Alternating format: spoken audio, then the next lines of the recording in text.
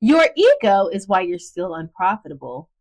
It's why you refuse to take small losses, why you move stops, why you hold losers just to avoid admitting you were wrong. Unseasoned traders don't trade the market, they trade their pride. And the market collects that ego tax every single time. If trading feels like a constant battle between what you know you should do and what you actually do, this conversation is for you. Many traders struggle not because they lack knowledge, but because their ego quietly interferes at the worst moments, refusing to take losses, needing to be right, and reacting emotionally when the market doesn't cooperate. This internal conflict shows up as hesitation, overtrading, and self-sabotage, leaving you frustrated and confused about why profitability feels just out of reach. Today, we're addressing how ego operates beneath the surface of your decisions and why recognizing it is the first step toward real consistency.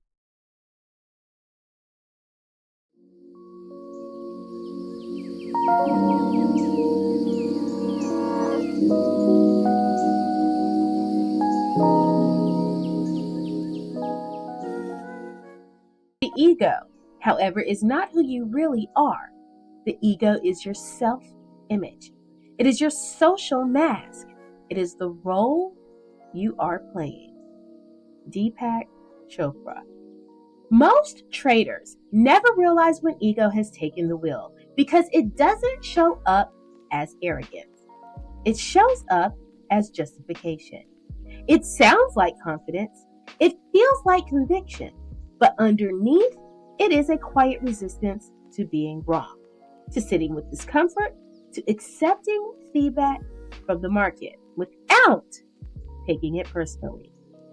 Ego convinces you that rules are flexible, that this trade is different, and that losses are something to argue with instead of respect. And until that pattern is named, it quietly shapes every decision you make, keeping you busy, frustrated, and wondering why effort isn't translating into profitability. When you stay in a losing trade past your rules, it rarely starts as reckless. It usually begins as a quiet internal negotiation. Oh, it's probably just a pullback. Or, let me give it a little bit more room to grow. Even when price clearly invalidates your setup, exiting feels heavier than it should. That's because closing the trade isn't just a final decision. It feels like a statement about you. Being wrong feels personal, so you delay the exit, hoping the market will turn and spare you the discomfort. Over time, this pattern teaches your brain a dangerous lesson that protecting your identity matters more than protecting your capital. Small, planned losses turn into larger ones, not because the market was unpredictable, but because ego needed reassurance. Profitability requires neutrality, but needing to be right keeps you emotionally entangled. The market doesn't care about your intentions or your intelligence, and the sooner you accept that, the easier it becomes to exit when the trade no longer makes sense. And when being wrong feels this threatening, it doesn't stop at holding losers. That discomfort follows you into how you manage risk itself. You place a stop loss with clarity and confidence until price starts moving toward it. Suddenly, the stop feels too tight. Your chest tightens and the urge to adjust it creeps in. You tell yourself you're being flexible or giving the trade room, but the truth is simpler. Being stopped out feels like rejection. Moving the stop becomes a way to delay that feeling, even if it increases risks. The long-term damage here isn't just financial, it's psychological. Each time you move a stop, you teach yourself that rules are negotiable under pressure. Trust in your process erodes, and trading becomes emotionally unsafe. Instead of the stop protecting you, it becomes a moving target shaped by fear. Over time, this conditions you to avoid accountability rather than build discipline, making consistency nearly impossible. And when rules start to feel optional, another pattern often shows up.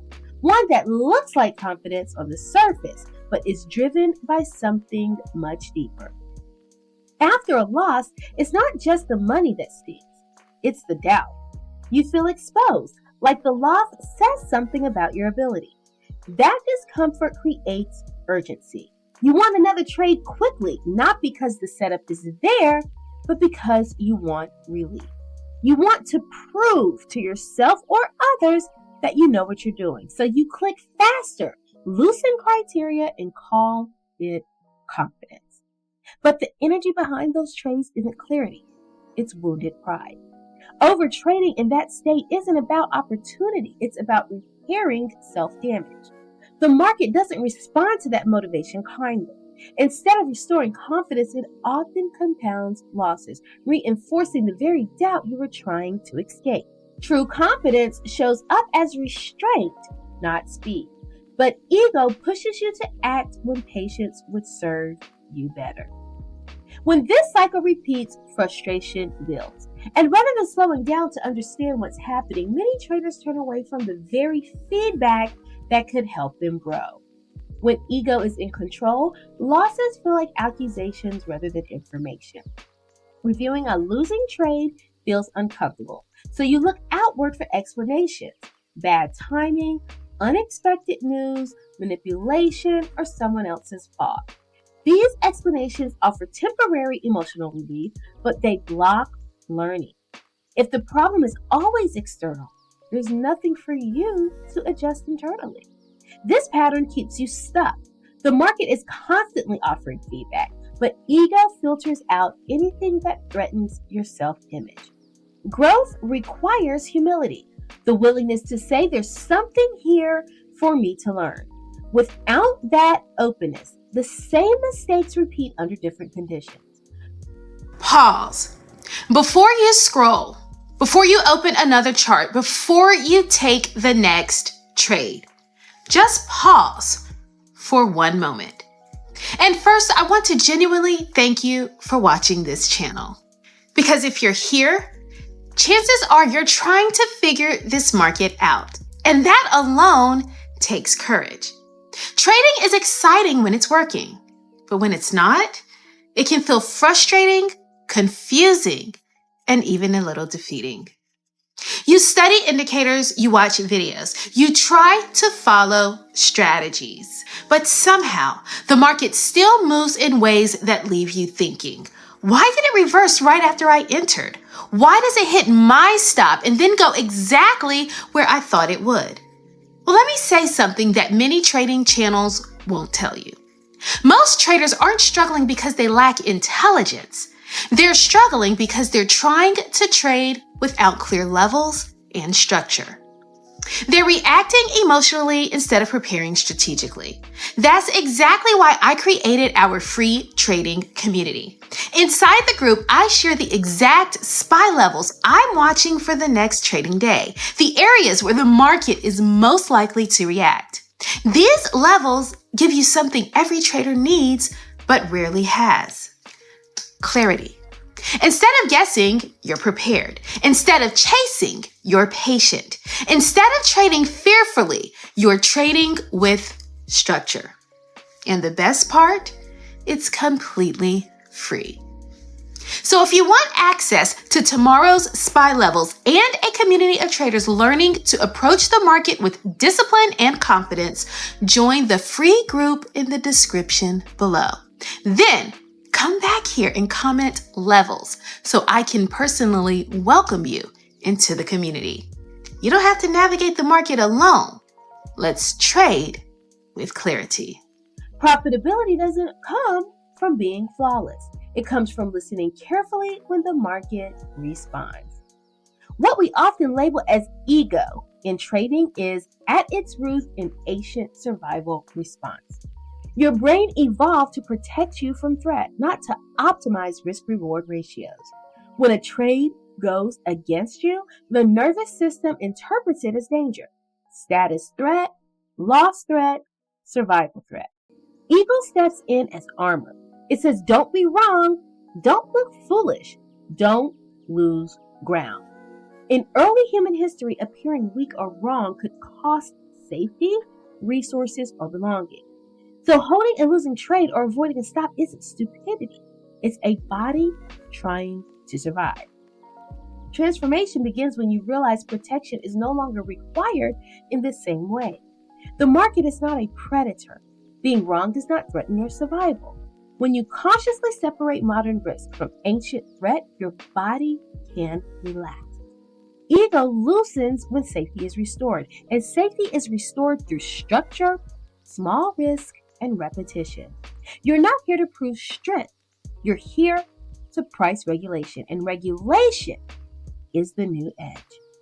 Once you understand that ego is trying to protect you, not sabotage you, it becomes possible to look deeper at what it's protecting. Psychologically, ego interference happens when trading outcomes become tied to self-worth. A winning trade feels like validation. A losing trade feels like exposure. In that dynamic, exiting a trade or accepting a loss isn't just a decision. It feels like a judgment about who you are. Ego rushes in to protect the self-image, convincing you to rationalize, delay, or override rules. This is why intelligent traders still self-sabotage under pressure. The shift happens when you uncouple identity from outcome. You begin to see trades as behaviors, not verdicts. Profits and loss become feedback, not personal commentary. When your worth is no longer on the line, clarity returns.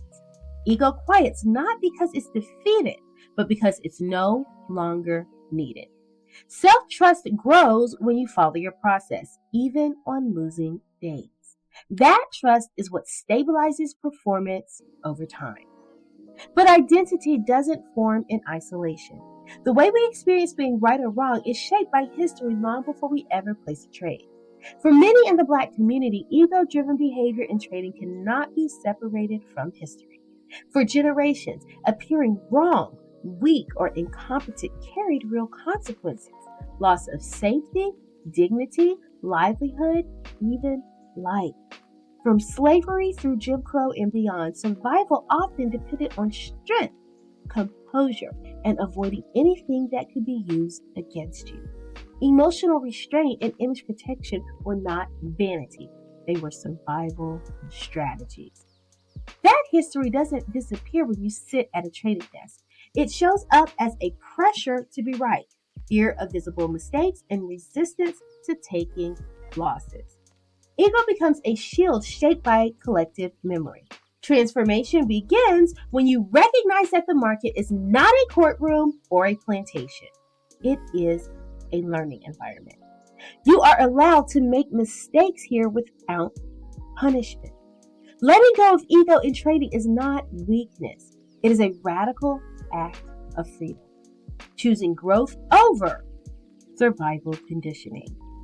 When the burden is acknowledged and released, the final layer reveals itself.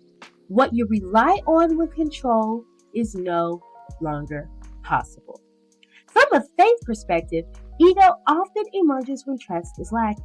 When outcomes feel uncertain, the urge to control intensifies.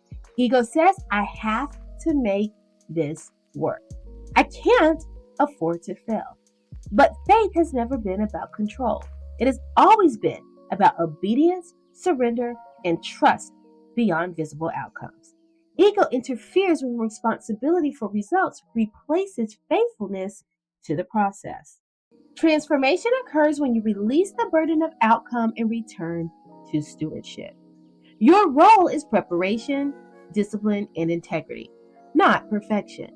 Losses do not signal abandonment. They are part of refinement. When you trade from faith, ego steps aside because it no longer needs to protect you. Peace replaces urgency. Patience replaces force. And trading becomes not a test of pride, but a practice of trust. You don't have to conquer your ego to become a better trader. You have to understand it. The patterns you've been living with didn't come out of nowhere. They were formed to protect you, to help you survive uncertainty, pressure, and past experiences. When you see that, the struggle softens and growth becomes possible without force or shame. Trading gets easier the moment you stop fighting yourself and start listening to what your reactions are telling you. Fear, hesitation, and ego are not enemies. They are signals. And once you learn how to read those signals, they stop running the show.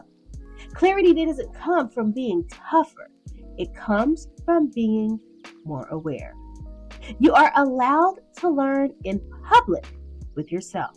You are allowed to take losses without turning them into a story about your work.